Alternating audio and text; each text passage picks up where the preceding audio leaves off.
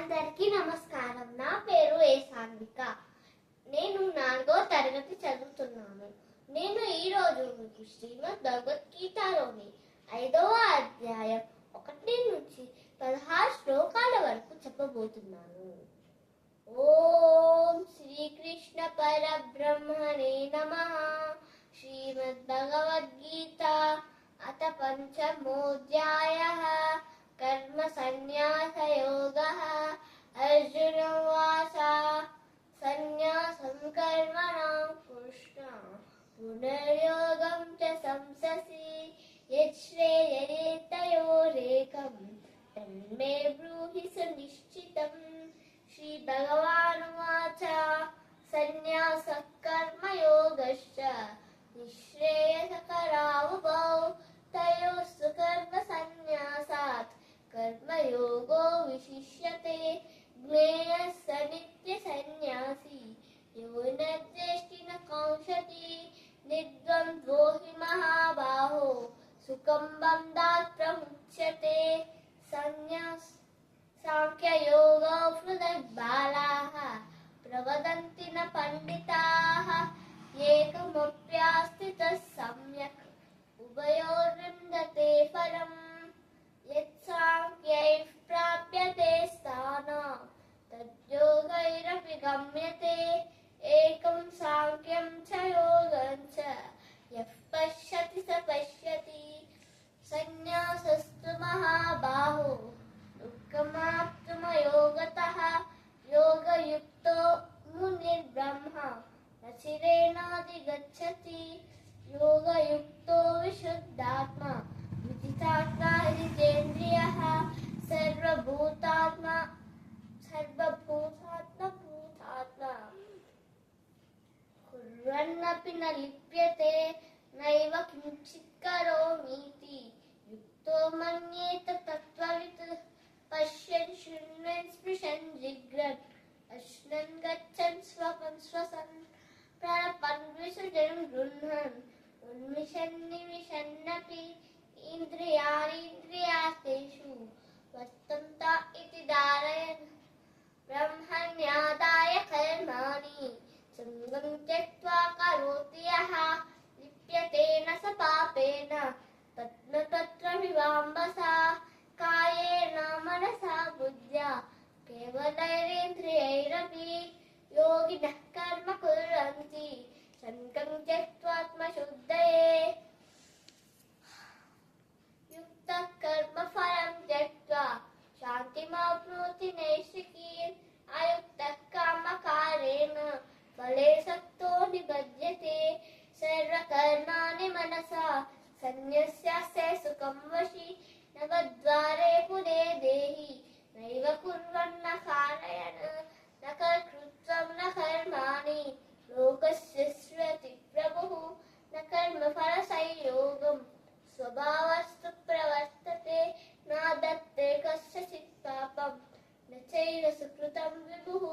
अज्ञानेनावृतं ज्ञानं तेन मुह्यन्ति जन्तवः.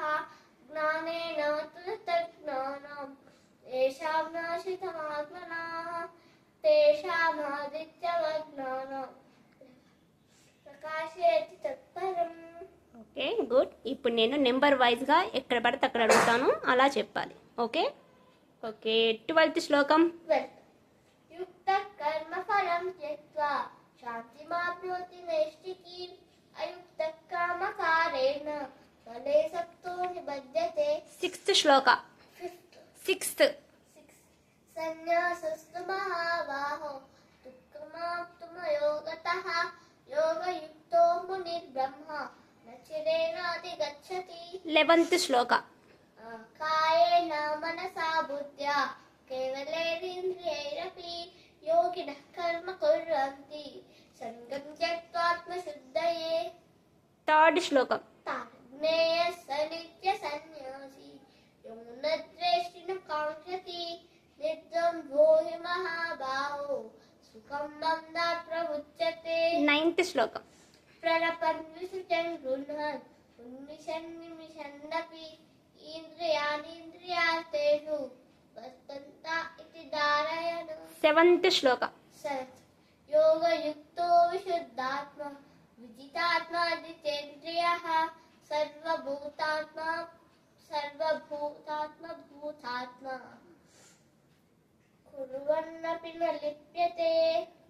నెక్స్ట్ 16th శ్లోక. 16th.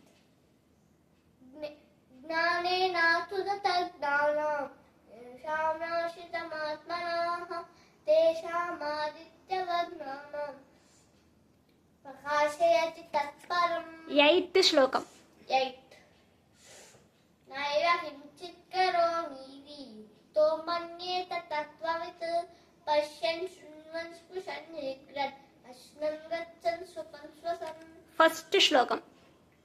అర్జునవాచ సన్యాసం కర్మణాం కృష్ణ పునర్యోగం చ సంససి యశ్రేయేతయోరేకం తన్మే బ్రూహి సునిశ్చితం.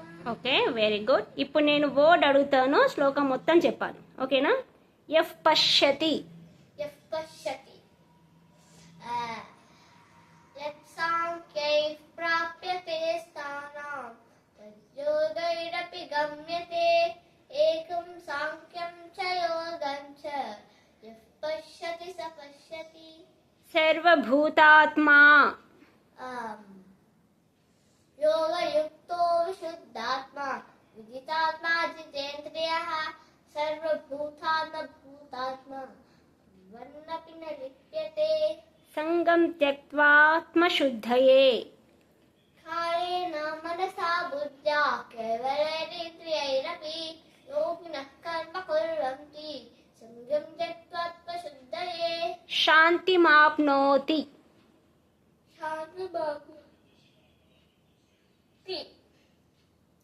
యుక్త కర్మ ఫలం త్యక్త్వా శాంతిమాప్నోతి నైష్ఠికీం అయుక్తః కామకారేణ ఫలే సక్తో నిబధ్యతే.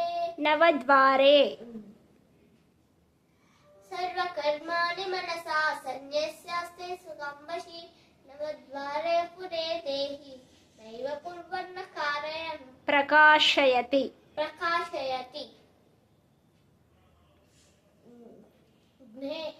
జ్ఞానేనాతు తజ్ఞానం యేషాం నాశితమాత్మనః తేషామాదిత్యవజ్ఞానం ప్రకాశయతి తత్పరం. లిప్యతే. ఓకే, కుర్వన్నపి న లిప్యతే. కుర్వన్నపి న లిప్యతే. యోగయుక్తో విశుద్ధాత్మా విదితాత్మా జితేంద్రియః సర్వభూతాత్మ భూతాత్మ కుర్వన్నపి న లిప్యతే.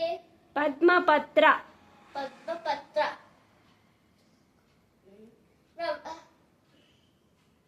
బ్రహ్మణ్యాదాయ కర్మాణి సంగం త్యక్త్వా కరోతి యః లిప్యతేన స పాపేన పద్మపత్రమివాంబసా.